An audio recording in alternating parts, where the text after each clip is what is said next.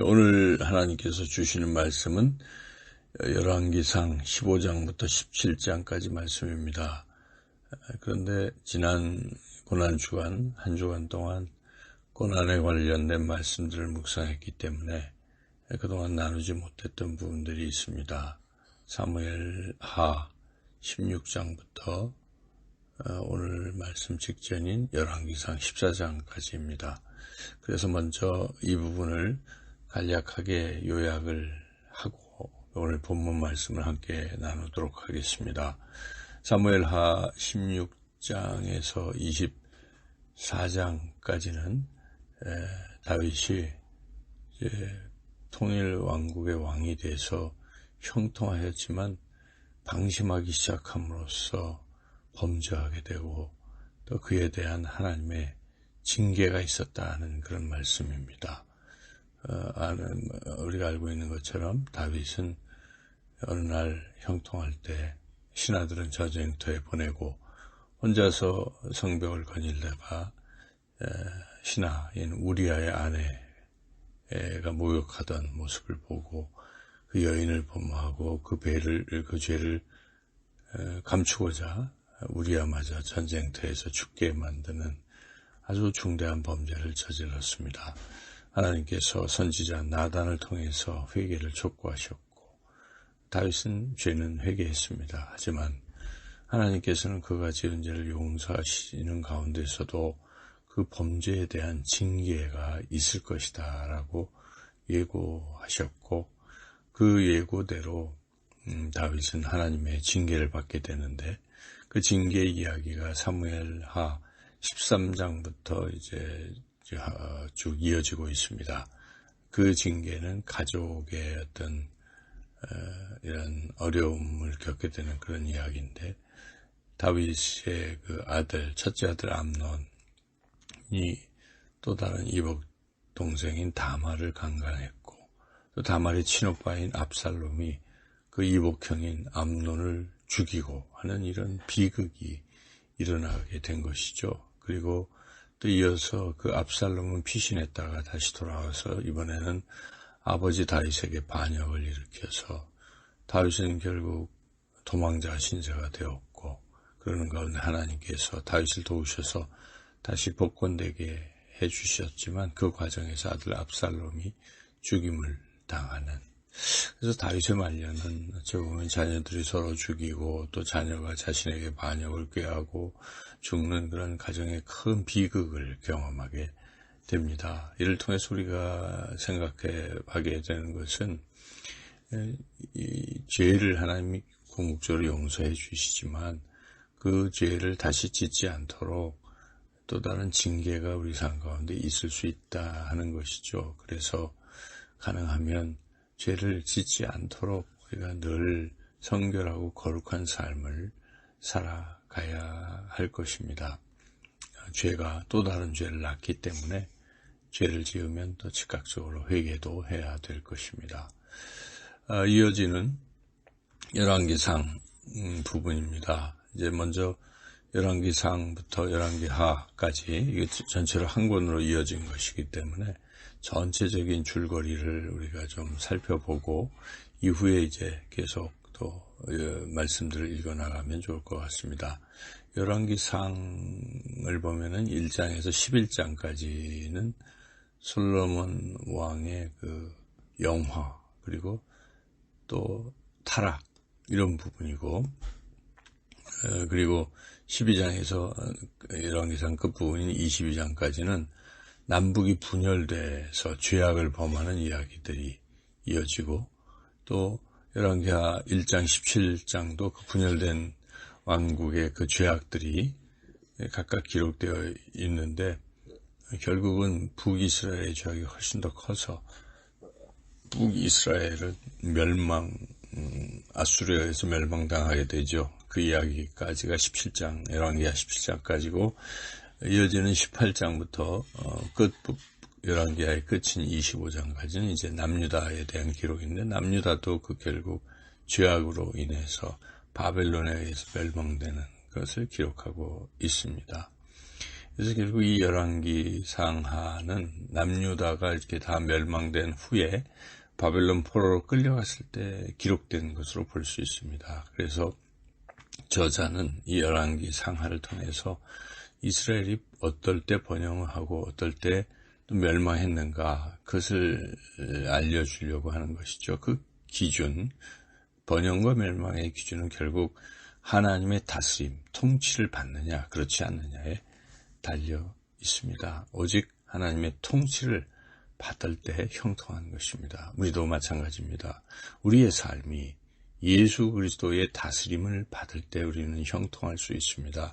예수님을 나의 구주로, 주님으로 마음에 모셔드려서 그분의 이끄심, 그분의 인도하심에 귀를 기울이고 살아가는 사람들은 이 땅에서도 형통한 삶을 살 것이요, 풍성한 삶을 살 것이요, 그리고 이 세상을 떠날지라도 그 주님 손잡고 영원한 하나님 나라에서 영생을 누리고 형통한 삶을 살게 될 것입니다. 오직 주님의 다스림을 받는 삶, 그 삶이 형통한 삶이죠. 이제 좀 더 구체적으로 살펴보면 열왕기상 부분에서 1장에서 11장까지 이제 솔로몬 이야기인데요. 그래서 앞부분은 솔로몬이 이렇게 등극하는 이야기, 1장에서 2장은 등극하는 과정, 그 과정의 갈등을 해소하고 하나님이 해결해 주시고, 또 3장, 4장은 솔로몬이 하나님을 잘 섬기는 가운데 하나님께서 그 왕권 또 왕국을 이렇게 번영케 하시는 그 기틀을 마련해 주신 이야기, 이에 대해서 솔로몬이 감사해서, 또한 5장에서 8장까지는 성전을 건축하는 것, 그걸 완성시키는 이야기가 기록되어 있고, 9장은 솔로몬이 성전 봉헌, 기도, 또 그 솔로몬이 왕국이 계속 번영하는 이야기, 10장까지 이어지는 거죠. 솔로몬의 명성, 부귀가 기록되는 것이죠. 그러나 안타깝게도 11장, 이제 마지막 한 장에서는 솔로몬이 타락했고, 또 하나님이 징계로서 결국은 남북 분열, 왕국 분열이 시작되는 단초가 되었다 하는 것을 기록하고, 솔로몬이 죽었다는 것을 기록하고 있습니다. 그래서 이 마지막 11장은 결국 솔로몬의 타락과 그에 따른 징계 이야기이죠. 우리가 생각해보면 솔로몬은 처음에는 하나님 참 잘 섬기는 멋진 신앙인이었지만은 결국은 번영하고 또 형통할 때에 교만해지고 하나님 대신 이방 여인들을 아내로 맞아서 그들이 섬기는 또 이방신을 섬기고 우상을 섬기는 그러한 죄를 범했습니다. 그래서 결국 그 끝이 비참하게 된 것이죠. 이 처음은 좋았지만 끝이 안 좋은 경우가 많이 있어요. 성경에 보면. 근데 결국 끝이 안 좋으면 하나님 나라에 들어갈 수가 없는 것입니다. 사울왕, 또 이제 솔로몬, 가롯 유다, 또 데마, 알렉산더, 후메네오 다 끝이 안 좋아서 최후가 비참했습니다. 하지만 처음에 비록 좋지 않지만 끝이 좋다면 구원에 이를 수 있습니다. 대표적인 예가 예수님 우편에 있던 강도, 나쁜 짓 하고 살았지만 마지막에 주님을 만나서 주님께 회개했을 때 그가 오늘 밤 내가 나와 함께 나오는 일이라는 말씀을 듣고 천국으로 가지 않았습니까? 끝까지 믿음을 지키는 것이 얼마나 중요한지를 우리가 다시 한번 생각하게 됩니다. 이제 열왕기상 12장에서 14장은 남북 분열돼서 각각 하나님 대신 우상을 섬기다가 멸망되고 하는 그런 이야기들이 반복되고 있습니다. 특별히 북이스라엘의 경우는 태조인 여로보암 왕부터 시작해서 그 베델과 단에 금송아지 우상을 숭배하면서 하나님 섬기질 않았기 때문에 계속 그 나라들이 단명이 되죠. 멧대, 그리고 또 모반이 일어나고 신하가 반란을 일으키고 또 죽고 또 그들도 또 그렇게 되고, 이게 다 하나님을 섬기지 않고 우상을 섬긴 그런 결과들입니다. 그런 이야기들이 이제 계속 이어지고 있는 것인데, 이제 오늘 15장부터 17장까지를 살펴보면, 15장은 이제 남유다에서는 솔로몬의 아들 르호보암이 왕이 되고 그 아들 또 아비암을 거쳐서 아사가 왕이 되었다 하는 이야기가 기록되어 있고, 북이스라엘에서는 여로보암의 뒤를 이어서 나답이 왕이 되고, 또 나답 다음에 바하사, 이렇게 쭉 이어지는데, 이들은 다 반란을 일으키는 것인데, 이들의 공통점은 하나님 대신 우상을 숭배했던, 그래서 그 결과 멸문당하는 그런 이야기들입니다.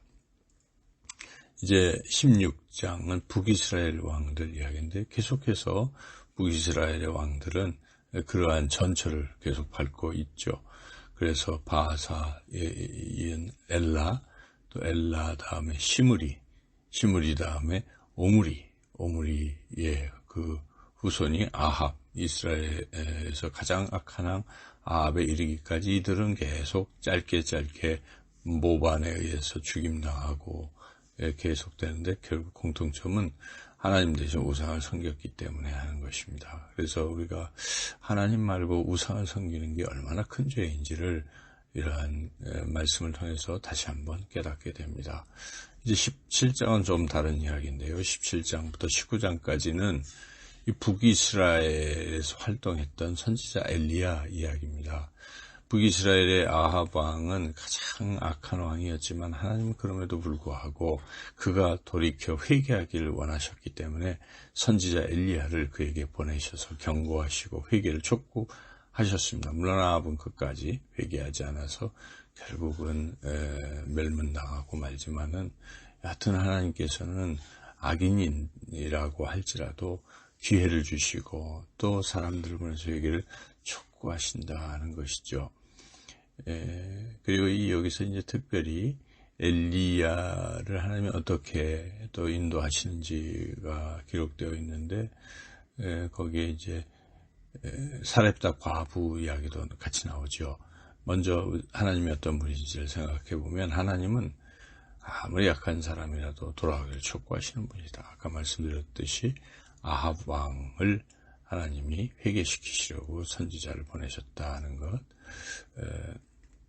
두 번째는 하나님은 양식을 공급하시는 분이시다. 엘리야가 가뭄에 목마르고 배고팠을 때 하나님께서 까마귀를 보내셔서 떡과 고기를 매일 공급하시고 또 보호하셨다가, 또 사렙다 과부를 통해서 그에게 또 먹을 것을 주시고 하는, 그러한 공급하시는 하나님이시다 하는 것을 우리가 알 수 있습니다. 세 번째로, 하나님은 이방인도 구원하시는 분이시구나. 사렙다 과부는 이방 지역인 시돈 사람입니다.